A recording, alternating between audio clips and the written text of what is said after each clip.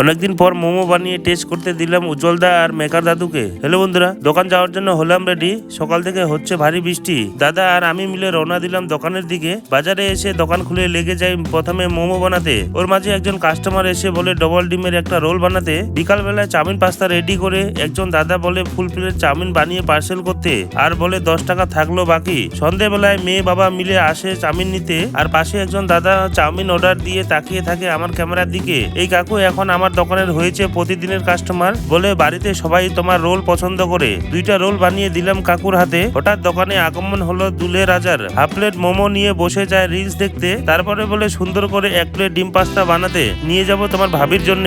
একটা ভাই বলে অনেক খিদে লেগেছে, তাড়াতাড়ি করে 3টা ডিম দিয়ে একটা রোল বানাতে। অনেকদিন পর দোকানে মোমো দেখে উজ্জ্বলদা বলে হাফ প্লেট করে মোমো দাও দেখি টেস্ট করে। সাথে বাজারে ডাক্তার বাবু এলো মোমো খেতে। টিপটাপ বৃষ্টি দেখে দোকান গোছানো শুরু করব। সেই সময় দোকানে একজন কাস্টমার এসে বলে 2টা রোল বানাতে। রোলগুলো বানিয়ে দিয়ে চলো যাই এবার বাড়িতে।